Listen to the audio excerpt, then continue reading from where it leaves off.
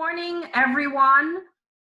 Thank you for coming to the last in our four-part series of sessions that CareerSource has worked collaboratively with R&G on. Today is the last of the four, and we have with us Lisa Bryant, and she will be joined later by Stephen Little, who is with us on Tuesday. Lisa has over 10 years of HR leadership experience with various companies, including healthcare, consulting, and PEO. She has held roles such as Senior Director, HR, Senior HR Manager, HR Business Partner. So a lot of experience with HR. Lisa was a 2019 Tampa Bay Business Journal HR honoree, and she's an active member of SHRM, SHRM, and HR Tampa, a member of HR Inspire, HR Tampa's Workforce Readiness Committee, and has a professional HR, PHR certification. So Lisa, with that, I will give you the mic, and please, if you have any ground rules for how you conduct your webinars, you will be able to tell those to us now. And if you need for anything while Stephen hasn't logged on yet, just let me know, okay? Perfect. No problem. So thank you, everyone. Good morning. I'm very happy to be here with you today. Stephen is actually going to be logging on soon. Excuse me. He's having a little bit of Zoom problems, which I'm sure we've all experienced in the past. So what we're going to do during this time together is I like to have interactive conversations. I don't like to just, share information with you and then everyone to just sit back and, listen. I like to definitely have interactive conversations. So the best thing that we could do, I'm not sure, Indira, if you want either people to just speak up during the presentation and or to send their questions through chat. What would you prefer? However you would like to run it, Lisa. Different presenters prefer to run their webinars differently. Okay. Stephen on Tuesday allowed people to chime in. He also was looking at the chat because people oftentimes put their questions in there. Perfect. So maybe, they can raise their hand or whatever if they need to ask a question. So, but you set the ground rules. This is the Lisa show. No problem. So please feel free to just unmute yourself and ask questions and or send a chat. I'll be watching both, very similar to Stephen. So I'm going to go ahead and share my screen and then we can get started. So give me just one moment to do this and then we will go from here. Okay.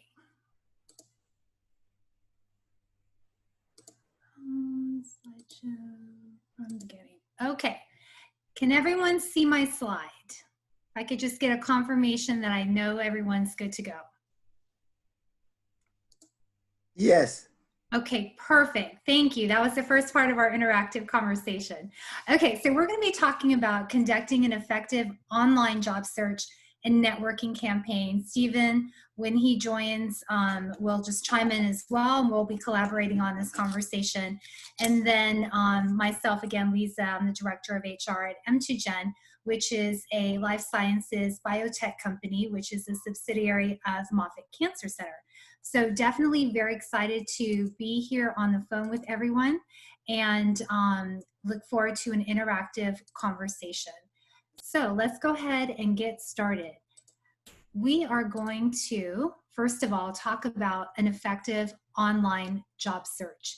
So one of the things that I wanted to impress upon everybody, and also, as far as when I was looking for a job search too, an effective online job search is great, but that's not the only part of the job search that you should be focusing on. You should be focusing on the networking piece as well.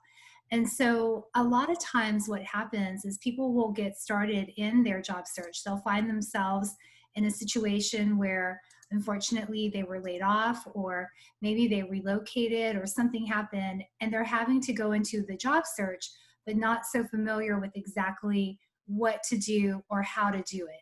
So let's go ahead and take a deep look into this and some tips and tricks and things that you should be aware of when you are conducting an effective job search. So the very first thing, and I'm going to pause here because again, I like things to be very interactive and I'd like to get your feedback and I like your conversations as well. So the very first thing is, before you get started, look at your social media account. Reflect on what type of company you want to work for. Think about your past accomplishments and update your resume. So let me hear from you. Why do you think it's important, especially now, to focus on your social media accounts?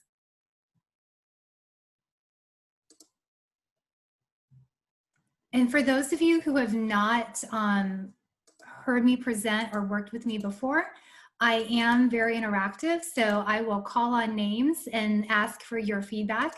So I'd like to hear from you. So go ahead, and if anyone can share some feedback. Hi, this is This is, Mark. I was just going to say that obviously it's important because of the pandemic and so many of us are still at home. Exactly. Okay. Somebody online said networking, and you never know who might know. That is so true. Another one that somebody said was hugely important. LinkedIn, for example, is the first stopping point for recruiters in HR. Do you think that people look at your Facebook and your Instagram and your Twitter or whatever other online forums we have now? I think so. Yes, 100%, absolutely. So the very first thing that you want to do before you even engage in your online job search is to make sure that you're cleaning up your online accounts. You want to make sure that you don't have anything that is, potentially potentially damaging to your online presence. Anything that's negative, you want it to be professional. Also too, when I talk about social media, look at your posts, look at your pictures, look at your email. It's so important to have a professional presence online. If you can, especially with LinkedIn, and we can talk a little bit more about this when we go into LinkedIn as a resource, is making sure that you have a professional profile picture online. That's so important that you have that. So some things that also people are saying online is your most important priorities and values, right? The things that represent you, and also for networking.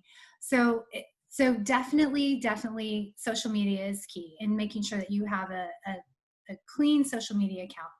Now, when you're starting your search, the very first thing that you want to do after looking at your social media is thinking about what type of company you want to work for. So when you're thinking through that, I think a lot of times with candidates, when they're looking for jobs, the first inclination is to just hurry up and apply for everything that's out there just to have another job. But you don't want to be in a situation where you're going from one spot to another and potentially leaving a job right away after you started because it's not necessarily what you thought it was. So taking a little bit of time to reflect and think about the reputation, the location, the size, about the company.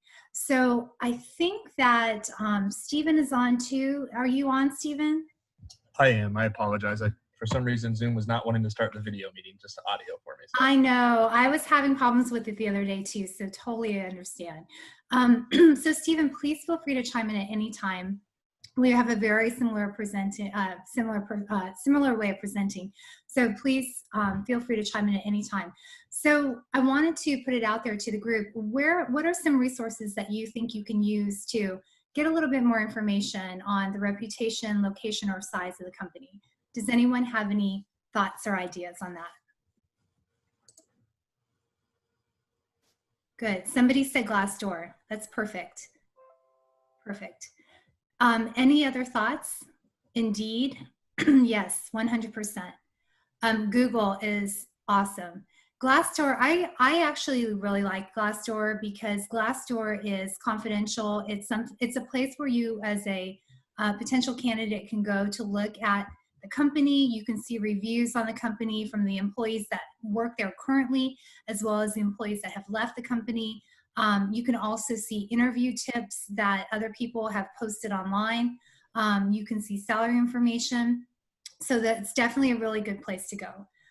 Google is really good. Somebody said Google. And also to profiles of employees themselves on LinkedIn. That's perfect. So this is definitely really good feedback everyone is sharing. And then somebody also said Glassdoor is great for alerts. So true. You can sign up for job alerts on Glassdoor as well. Okay, so when you're ready to start, you've cleaned up your social media account, you've looked online at the companies, you said, yep, I know who I want to target. Now think about your past accomplishments so you can update your resume. And then the next step is updating your resume. And when we talk about the resumes, the one thing that I do want to talk about with you is making sure that you have and use a professional email address during your search. I'm going to stop here for a moment, and Stephen, you can certainly chime in as a professional HR person. How many times have you, as a HR recruiter, putting on your recruiter hat, gotten a resume and you sit there and pause about the email address that you see, and what are some of the thoughts that go through your mind? Do you want to share a little bit about that from an HR perspective? Yeah, no, that's a great thing to talk about. And I just presented on Tuesday regarding resume reviews and how to get your resume correct. And we covered that topic, right? And I will tell you guys, as those who are job seekers on this call, I will give you a little insight to HR in the recruiting world.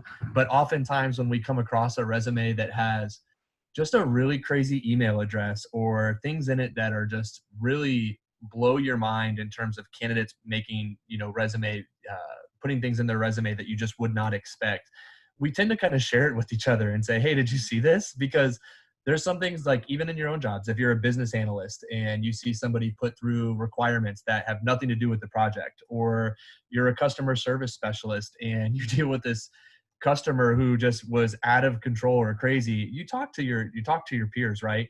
And in that same situation, I can tell you, as an HR professional and as a previously spending a lot of time in recruiting and talent acquisition, we see resumes with email addresses that are not appropriate. And so it's really easy to go out there and just make one that's john.doe at whatever it may be, or John Doe, I would even probably say don't put 1988 or 1982. You try to stay away from anything that defines your age. Find something that's just very basic, and use that on your resume. And that's pretty basic advice, but it's something that is oftentimes overlooked by some people. Absolutely, 100%. Thank you. One of the things that I also share with everybody is, when you are looking for a job, make a Word document that lists your previous employment history. Put it on a one-pager that's easy for you to reference, because as you're going through and you're applying for jobs online, you're going to have to go back over and over again and put in your company's name, the address, the dates that you worked there, your salary information. And it's just easier if you have it all on one-page document. So just use that as a tool for yourself. And then one thing that you want to do when you're starting your online job search is think about your employment references. So, some people will say, well, do companies really check references? Yes, there are still quite a few companies that do check references. So you want to make sure, most importantly, that you identify your professional references, and first and foremost, before you even list those people as your references, because I know that some applications do ask for references to be put on the application immediately. Make sure that you are asking your reference in advance to use them as a reference, and make sure that they know what you're applying for. So just as a quick insight from an HR person, I actually had a candidate who had given a reference's name, and actually given several references' name, and I don't know if that candidate had actually touched base with those references, but the references that came back weren't necessarily very positive about the candidate. And I found that to be very surprising, because you would think references would give, positive information. That's why you use them as a reference. But that's not always the case. So you want to be very careful about who you select as your reference, and make sure that they'll give you a good reference. So let's talk a little bit about cover letters. Stephen, I'm going to let you talk about this. We feel the same way about them, but I'm going to let you talk about this. Yeah. We definitely feel the same about this. And it was something that was covered on the Tuesday call. So for those that were on that call and happen to be here today, I see a few names: Erica, I saw you were on the call as well. I think, Andy, I think you might have seen your name on that call. So some of you guys are very familiar with this, but we talked about it on Tuesday. And cover letters are what I would tell you, probably you spend more time creating a cover letter than is actually spent reviewing the cover letter. We may scan it, we may look at it briefly, but it is not what we're looking for to make a hiring decision or determine whether we're going to bring you in for an interview. I will tell you that what I call above the fold. So instead of having an objective statement, because everybody's objective is to get a job, I really ask my candidates to put in information called a skill summary. And I'm not talking about technical skills or soft skills, but a summary that outlines your experience as it relates specifically to the job for which you are applying. And it's usually somewhere between 5 to 10 bullet points, but we'll talk about your experience, that it can be quantified in your experience section below. But I will always prefer that to make it really quick and easy bullet points on why you're a good fit for the job than a cover letter that oftentimes doesn't even get passed along to the hiring manager. They simply want to look for a resume. Absolutely, 100% agree with you. We do have a question, Stephen. I don't know if you want to tag team on this, but there's a question from the group about references, and it says several applications request professional references that the candidate did not work for or with. If in a very private company for extended time, can there be limited outside professional networking? So if I'm understanding this, you as the candidate are being asked to present references that you did not work with. Is that correct?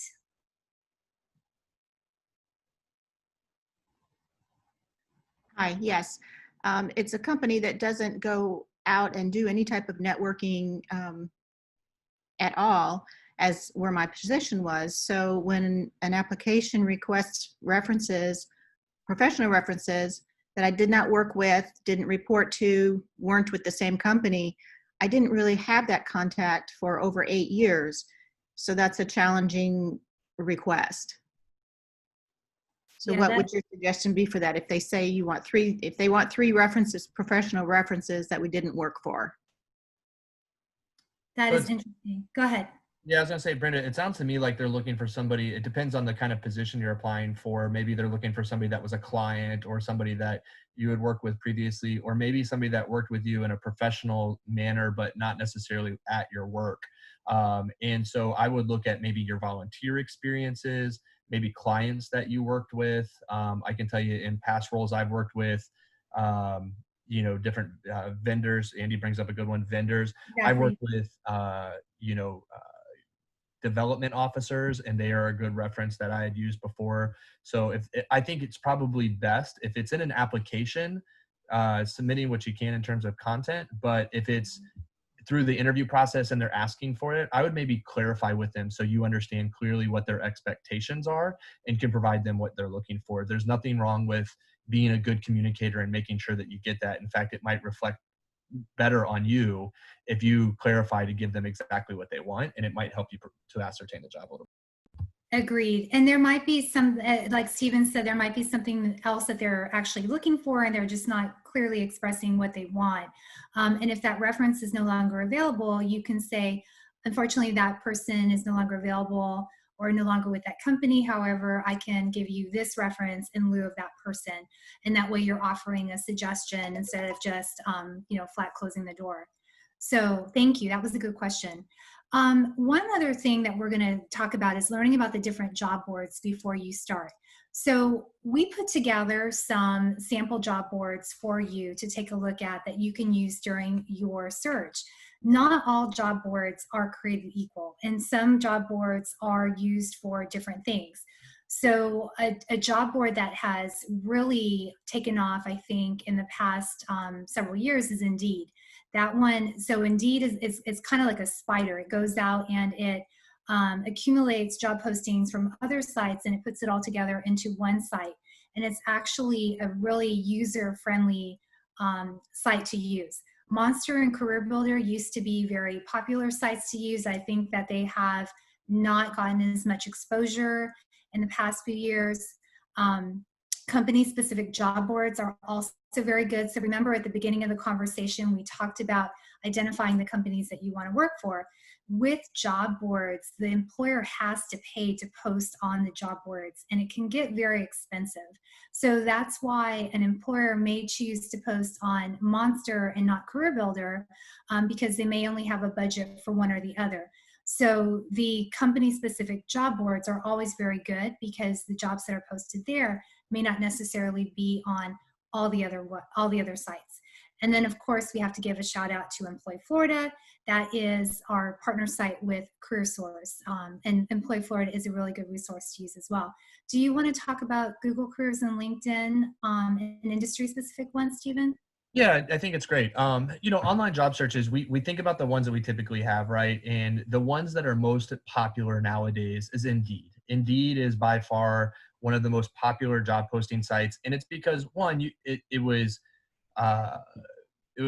monetarily efficient for companies to use it. It costs very little in comparison to other job boards to post on Indeed.com. And in addition to that, Indeed is a spider or an aggregator. And what that means is it pulls from all the other websites, so the job sites that are listed out there, and you're able to see all the jobs possible on Indeed.com. Google Careers, Google has gotten into it as well. So if you just Google and you put in jobs, Google will go to their career site, which provides you a lot of opportunity to be able to find out information about any opportunities that are listed similar to Indeed.com. But it's important that you guys realize that LinkedIn.com also a really good spot to be able to find your career site and be able to use that job board. So find what's out there. If you're in HR, or if you're in technical industry, or you're in a specific industry that maybe has industry specific sites like HR, we have SHRM or PHR, those websites as well. So find out if there's industry specific organizations or groups related with your industry, and check out their websites as well, because you'll see them on there. But I would say that probably the most popular nowadays are Indeed, Google, and LinkedIn.com to be able to find current job postings.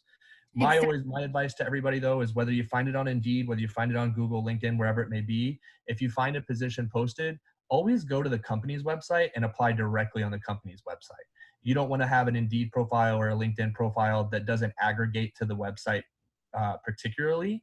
And so you want to make sure that all the information gets there, that the profile doesn't miss anything. So if you go to their website specifically, you have a much better opportunity to apply without having anything to prevent you from being successful there. Exactly. And the website will go straight to the company's ATS or applicant tracking system that the recruiter usually just gets auto alerts on. So that's a good way for you to get in. There was a question about jobbing, and is jobbing still popular? I'm not familiar with jobbing. Are you, Stephen? I am not. Okay. So I would say, jobin.com. Jobin.com. Is that? I'm not familiar with Jobin. There's a lot of smaller sites out there, Andy, sites like there's the ladders.com. The ladders is for 6-figure jobs and above. There's some specific ones out there. Jobbing I have heard of, but it's not one that I know that my company actively uses. It might be an aggregator similar to Indeed. Got it. Okay. Thank you. I wasn't familiar with that. So good for sharing. Thank you so much. So let's talk about what happens when you actually go on the job boards. So when you use the job boards, you definitely want to create a profile, create an account, post your resume, and we'll talk a little bit. I think Stephen probably talked about this in his call previously, but you can have different resumes that you can use when you're applying to jobs, so that you don't have just one resume fits everything. You do want to make sure that when you're posting your resume that you also set up job alerts. I really like job alerts. That way you're not having to every morning go in and search all the different job boards and try to see what jobs have been posted. With the job alerts, you go in, you put the jobs that you're interested in, you put the different qualifications, and then you receive every day or every couple days, however often you set up the alert, you receive a list of positions that you can apply for. So it's a really good way to let the job boards work for you and to go out and search for all the different positions and then email them back to you. One thing you may find when you are doing the job alerts is if you have a job alert on, let's say, Monster or Career Builder, and you also have a job alert on Indeed, because again, Indeed spiders the different websites, you could potentially get multiple alerts for the same position. But me personally, I would rather get multiple alerts and kind of just speed through it than miss out on an alert. So those are definitely some things that you want to take a look at. And then one other thing that I always recommend to people is to refresh your profile at least once a month. And by refresh profile, I mean, if you have to, take it down, put it back up, because it makes it look like your resume is new. Because what happens from the recruiter side is when we're looking at resumes online, the resumes will come over and then it'll state on there when your resume was posted. And a lot of times, because recruiters are looking to fill their positions as quickly as possible, they're going to go with the resumes that are the most relevant as well as the most timely, meaning the ones that have been posted recently, because the chances are that those folks are actively looking for a job.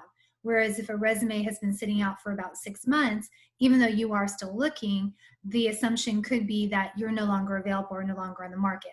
So that's why I always recommend refreshing your profile. Do you have any comments or thoughts on that, Stephen? No, I think you bring up some really good points. Just make sure you guys on LinkedIn, there is, when you go into your profile, you can mark it as interested in new opportunities or open to recruiter contact. So if you're truly open, make sure your LinkedIn looks good. Make sure it reflects similar to your resume, and make sure you mark that yourself that you're interested in new opportunities. The other thing that I would tell you guys is, I know most people on here are probably actively searching in the job market. But if you are looking internally as well, most companies have something where they have an internal career board where you can set up job boards and look internally to see if there's any options. It depends on the size of your company, but sometimes you can set up job alerts internally with your company as well. Exactly. Thank you. That's perfect. Okay, so let's talk a little bit about searching for jobs on the job board. Some things that you can do are search for keywords based on the jobs that you're looking for. It may take a little bit of tries or tweaks before you actually get the keywords that you're looking for. So one thing that I do recommend is that you have a cheat sheet that you keep with you for your keywords. And you can also use those keywords to help you with your alerts. So like, for example, with HR, and I'll use myself as an example. If I was looking for a position, if I were looking for a position, I might have keywords like HR business partner, HR human resources, because it just depends on how that recruiter put that job in the job posting. So that's going to be key to you, and then having that cheat sheet is going to help you as well. And then one of the things that you also want to do, and we talked about this a little bit, is making sure that you search the company sites, because again, not all companies will post their positions on the different job boards, because there is a cost associated with that, but they will post it on their particular website. Any other tips on job board searching, Stephen? No, I think it's very good. Okay, cool. All right. So here's one thing that I always tell everybody. When you're applying to jobs, again, see, I have a common theme here, which is cheat sheets and Excel documents or Word documents, but I would highly recommend that you track all the jobs that you apply to. So every day when you're applying to positions, keep a list of, I applied to these jobs, I applied on this website, track the position, the company, the date. And the reason being is, you as a candidate, you're going to be looking at a bunch of different jobs and applying to a bunch of different things. But when that recruiter calls you, that recruiter doesn't know that you've applied to all these different positions. And so I, as a recruiter, have had many instances where I've called up a candidate and I say, hi, this is Lisa from M2Gen, received your resume and I'd like to talk to you about this position. And the person says, what position did I apply to? And that just automatically right there just shuts it down for me, because I'm like, you're not interested in M2Gen. You're just randomly applying to everything. So that, is a big turnoff for me as a recruiter. So Stephen, I don't know if you have had the same thing happen to you. Yeah, I mean, oftentimes, and I know we're going to talk a little bit about networking and things like that, but I just had somebody this week send me a request to refer them for a role, and they put my name wrong. They put the wrong name down, or they'll put the wrong company down. So, if you do get a call, make sure that you track yourself well. This is a time where your type A personality will be, good to come out. So definitely try to track it, know where you're applying, make sure if you get a voicemail that you look up everything before you call them and you're prepared to have that conversation. Exactly. So we had talked again about Glassdoor. One thing I want to tell you about, a little trick that I like to use, and I actually learned it from some other recruiters when I've looked for jobs, is go online and apply for the job. So let's say you're applying for a job on Indeed or Career Builder, wherever you're applying for the job. When you go, then apply for the position. So let's say you're looking for a engineer position. I'm just throwing out that word. And I'm applying for an engineer at uh, Cargill. Okay, I'm just throwing that out. So then what I would do is then I would go onto LinkedIn and look up Cargill and see if I find on there the hiring manager, or if I can find a human resources contact, or if I can find anybody that's connected with Cargill, and then sending an email or a message to that particular person that I found on LinkedIn and saying, hey, you know, and I'm just paraphrasing it very simply here, but basically, I applied to this position, very interested, would appreciate your referring me for this position, or any insight that you can provide. And it gets your information directly to that hiring manager. And I've actually had more success when I've applied for positions specifically and then followed up, went on to LinkedIn, looked for that person and or look for contacts at that company, and work my LinkedIn in order to get in through that back door. Because a lot of times for positions, a recruiter will get, you know, a ton of resumes. For a position like a marketing coordinator, it's not uncommon to get a couple hundred resumes. And so it's nice to be able to have that in and to have someone actually respond back to you. And that's a really good way to do that. Any other thoughts on that, Stephen? I know you're really good with LinkedIn. Yeah, I get a lot of, I've actually gotten the two companies I worked for have been through LinkedIn. And so it's been a great opportunity. But what I would maybe suggest to you guys is try to do it. You know, there's a difference between hard sales and soft sales. And this is an opportunity to really provide soft sales. So if you find a position posted on LinkedIn, it'll usually tell you who posted that position. So it'll tell you whether it was a recruiter or hiring manager. So really easy way to connect with the person who's making the hiring decision, or at least posting those positions by utilizing LinkedIn. But my first thing I would tell you guys is be careful when you reach out and going straight to, hey, I applied to this job and I'm hoping that you could refer me or tell me a little bit more about it. Soft skills or soft sales is a little bit better in this approach. You know, reaching out and saying, hey, you know, I wanted to introduce myself. I noticed there were some openings there. I'd love to connect with you. And then once they connect with you, you can reach out and say, hey, I saw this position open and just wanted to maybe introduce myself. I know that they're looking for skills A, B, C. And it's almost like a cover letter. We talk about not using cover letters anymore because it's kind of an antiquated process or recommendation, but this is almost in place of a cover letter. So you could reach out and say, maybe you reach out to somebody who has the same job on the team in the company, or maybe you reach out to somebody who has similar jobs or has had a job previously, to learn more about it, to learn more about the company itself. Most people will give you 5 or 10 minutes, you know, back and forth on email to talk to you. And then it's a great way to be like, well, do you know who the hiring manager is? Would it be possible for me to reach out to him? Or who's you know, in charge of this position? Because then you can reach out directly and maybe sell yourself a little bit better. But I'd be careful finding people. Sometimes LinkedIn will say, you know, this person can refer you to the job. And I get those oftentimes, and I tell them every time, I'm an HR person. So if I'm referring somebody, I need to know them very well to refer them. So for the same thing, you probably want somebody who knows you to refer you. And if you don't know anybody, spend a little time building that relationship and getting to know them so that maybe they will be willing to refer you. Perfect. That's good. Which leads us into our next step, which is networking and building an effective networking campaign. So the truth is that many jobs aren't posted online. They're found through networking.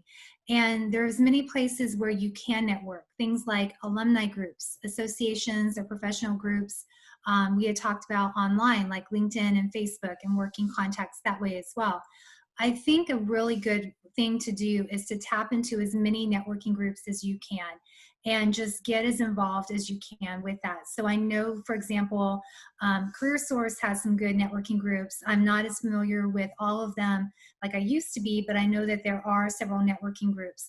And then there's usually networking groups that are specific to your industry. So like, for example, in HR, there's HR Tampa. I'm a part of Recruiter Networking Group, but then there's also like sub-networking groups that are out there as well. And so one thing that I like to do too is when you go out and you network with people is ask them, what other places do you network in? Where else are you meeting people?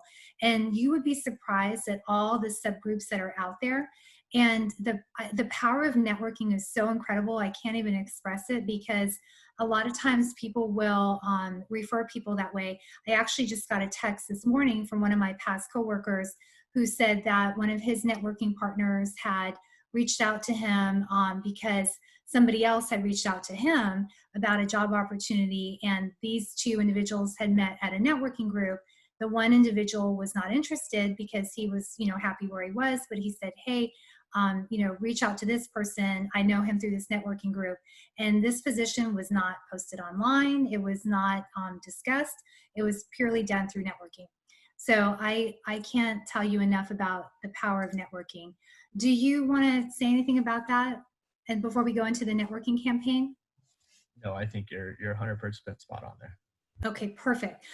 So when you start networking, people get a little bit nervous about networking, and I get it, because it's almost like cold calling or selling yourself. And truly, I mean, you are out there. And I think one of the things that I hear a lot about networking is people will go into networking groups and they'll just kind of stand off by themselves and not talk to anybody. But the purpose of networking is for you to make connections. And when you're out there and you're making those connections, you need to know your brand, or your elevator pitch, if you will. And you'll hear this talked a lot about in networking groups, just understanding the value that you bring.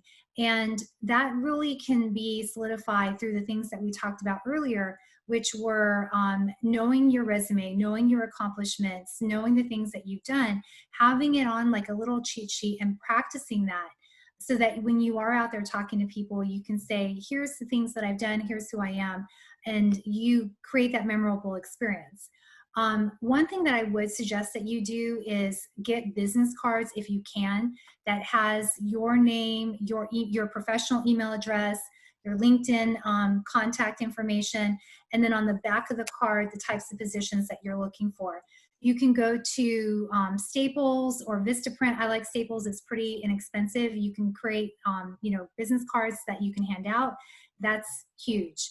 And then start with identifying who you know. So like friends and family, past colleagues, neighbors.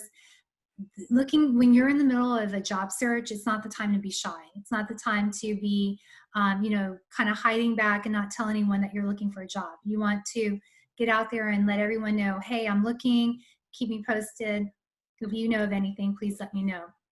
And then watch for networking events that will come through Eventbrite, CareerSource. Thank you, Indira, for sharing the one about CareerSource. It's Professional Talent at Tampa Bay. Awesome, awesome networking group. I've participated in that in the past.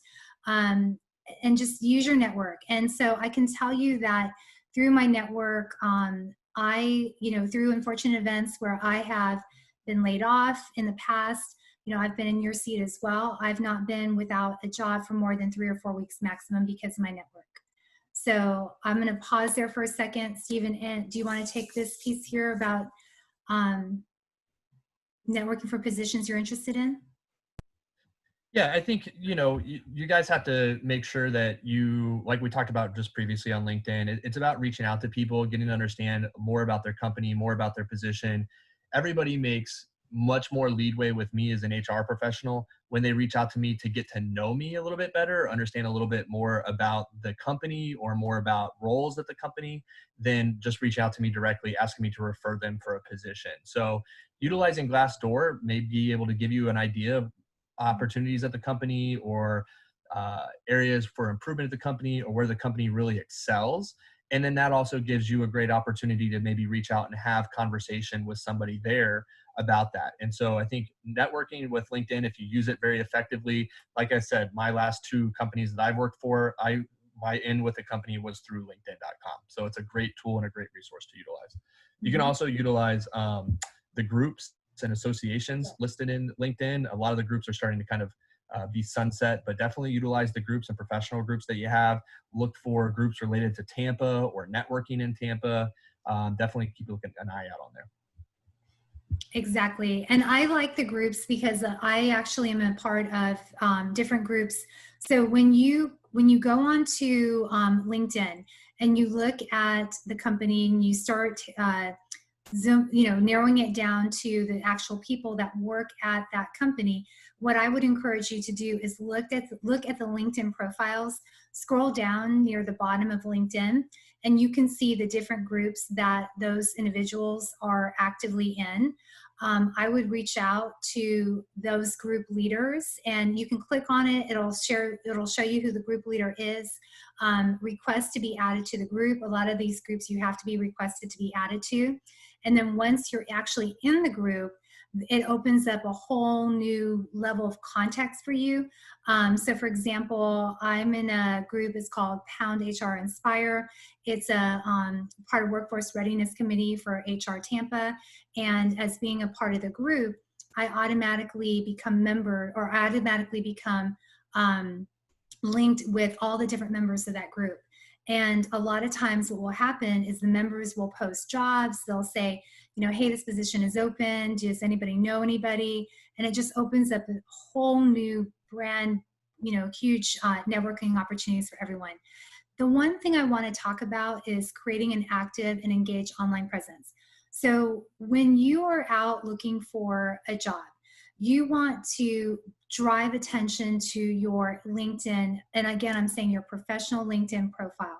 A good way to do that is by sharing blogs or posts, things that are positive, relevant, professional, putting information out. So one thing that you could do is, like for me, for example, on a monthly basis, I might put something out about wellness, or I'll put something out about building culture.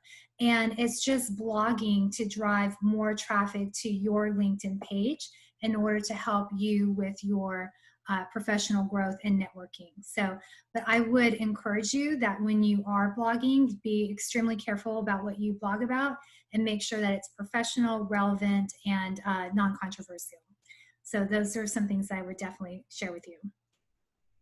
Okay, let me pause here for a second. Are there any questions about networking? Are there any concerns, or is anyone having any challenges that they're experiencing with networking, or anything that they've stumbled across and they're like, oh my gosh, I'm not comfortable with this, I need some help or some recommendations?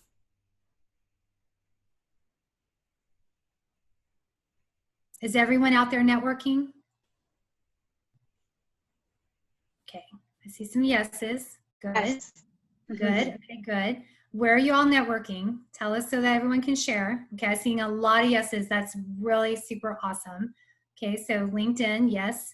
Are you actually going to networking groups? Not yet. Okay, not seeing some. I would encourage you to reach out. Career Source, excellent. The professional networking group. Indira can give you guys more information about networking. Not much since COVID, totally agree. You could still keep up your online networks. But I would definitely encourage you to start looking. Working Women Tampa Bay, that's awesome. Okay, so a lot of chat going on here, which is completely awesome. I think it's fantastic. Look for your, again, look for your alumni groups. Look for Meetup is a good place to find different networking groups. Eventbrite will also list different networking groups. Career Source Tampa Bay has the professional networking group. Look for specific associations. So like if you're a part of HR, look for networking groups that are specific to HR. And then remember, when you start going out there and you're networking, remember to ask the people that you're networking with to recommend other networking groups that you can participate into. So that's really, really critical. Okay, so while you're networking, you're building your contacts, you're starting from scratch, you're building that out. What do you think is and we have about 10 more minutes in our call, so I want to open it up to conversations and open dialogue. But what do you think is the biggest mistake people make when they land? So I know everyone's like, oh my gosh, I feel like I'm never gonna get a job. You will get a job. You will get a good job. But what do you think is the biggest mistake that people make after they land their job?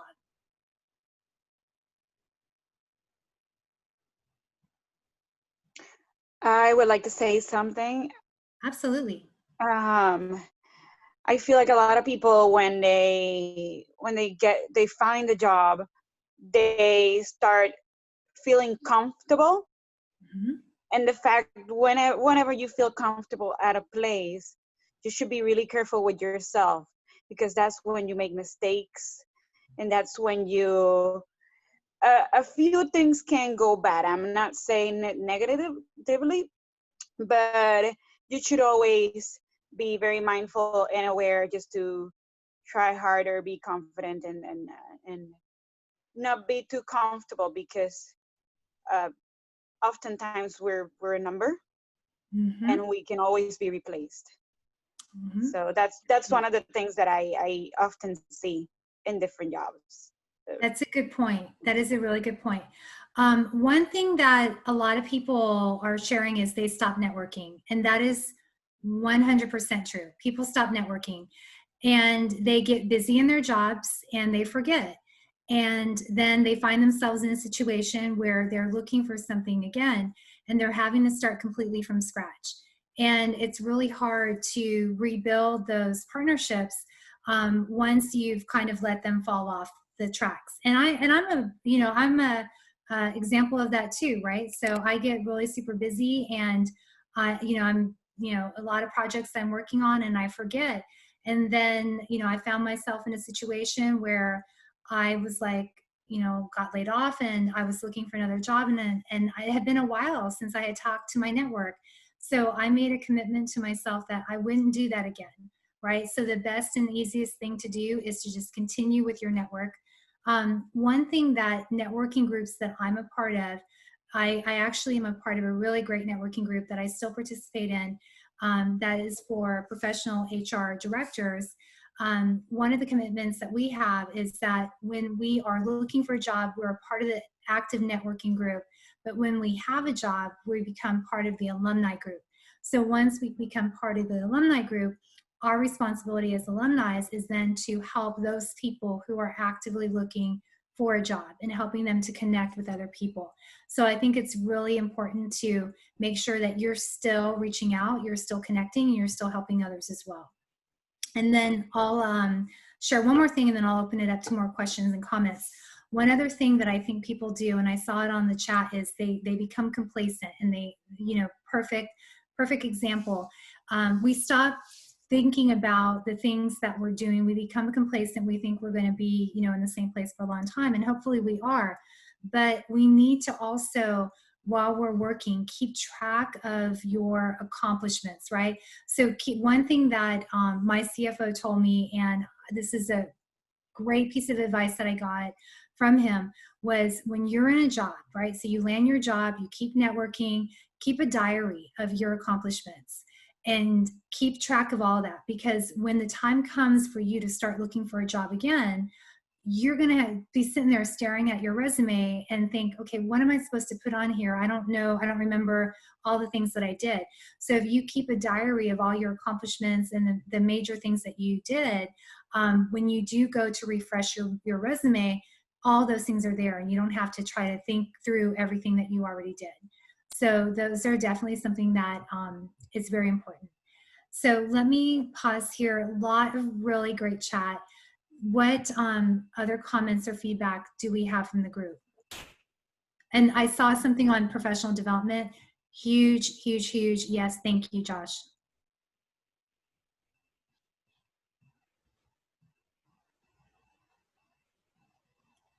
Stephen, do you have any more feedback for the group?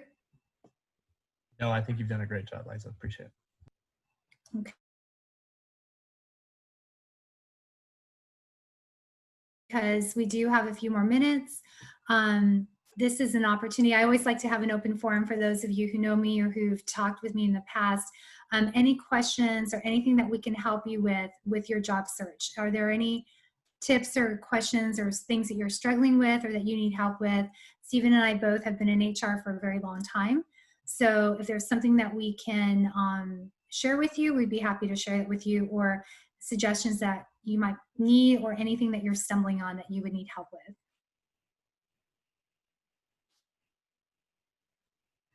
Okay, so there is a question, and I've been talking a lot, so I'm going to let Stephen take this question. While in job search mode, would you recommend removing your social media profiles offline? I guess my answer to that question would be, I guess it depends what's on your social media profile. But for me, no. I will tell you that I do not personally go look at people's social media profiles. I might look at their LinkedIn to make sure that their experience and titles and stuff matches up with what their resume is.